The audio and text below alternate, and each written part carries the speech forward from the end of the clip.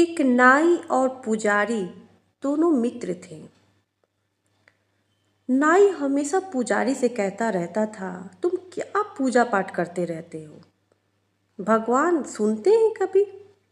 देखो ना, भगवान के होते हुए ये हो रहा है, वो हो रहा है देश में।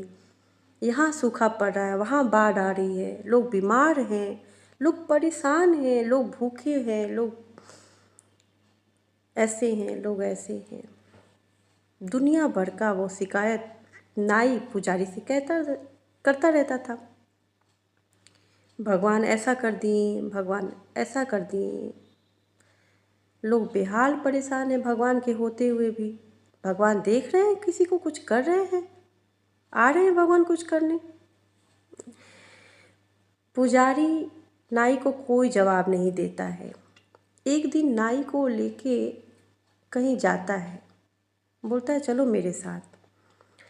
नाई भी उसके पुजारी के साथ जाता है।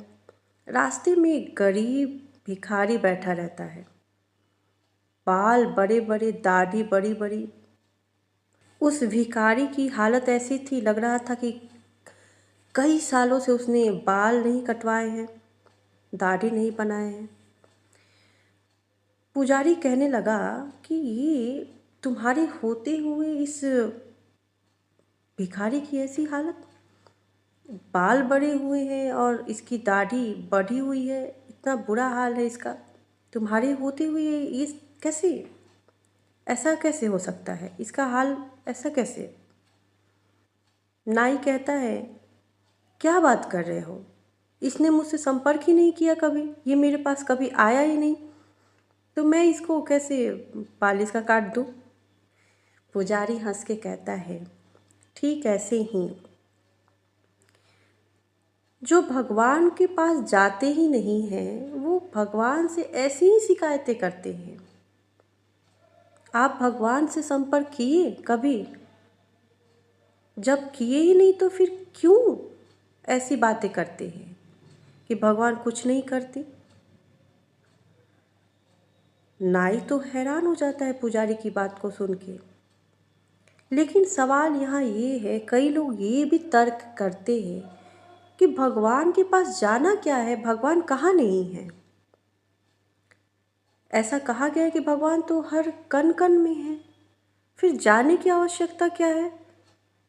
क्या मंदिर जाएंगे तभी भगवान सुनेंगे, अन्यथा वो नहीं सुनेंगे? बात तो सही है, भगवान तो हर जगह है, कण कण में है, फिर मंदिर जाके ही भगवान सुनेंगे, ये तो बड़ी अजीब बात हो गई भाई।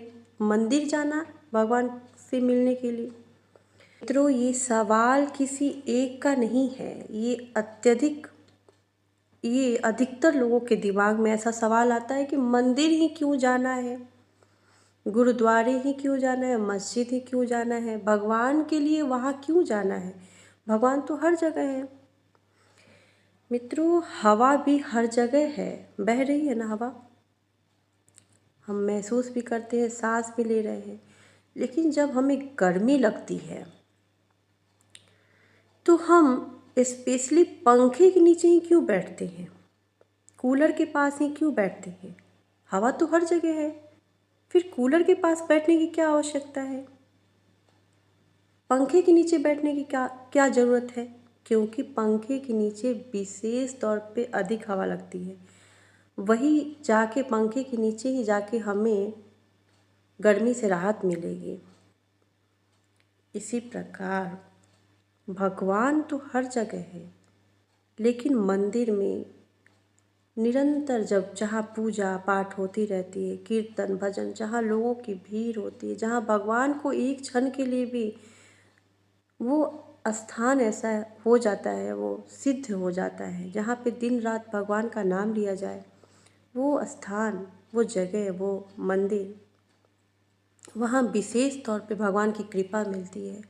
वैसे सच्चे हृदय से आप बुलाते हैं तो भगवान वहाँ भी प्रकट हो जाते हैं जहाँ पे आप होते हैं। लेकिन आपके हृदय में भगवान के लिए वो सच्चा भाव भी तो होना चाहिए। आप भगवान को ऐसे आजमाने के लिए बुलाएंगे तो वो इस जन्म में तो क्या किसी जन्म में नहीं आएंगे। मित्रों, कई बार तो ऐसा होता है भगवान को बुलाने की आवश्यकता ही नहीं होती है, वो तो स्वयं प्रकट हो जाते हैं। भाव होना चाहिए, शिकायतें नहीं, विश्वास होना चाहिए। जब तक विश्वास नहीं होगा, कुछ भी कहना, कुछ भी सुनना व्यर्थ है। समझने की बात है, भाव की बात है। राधे राधे मित्रों, जय श्री कृष्ण।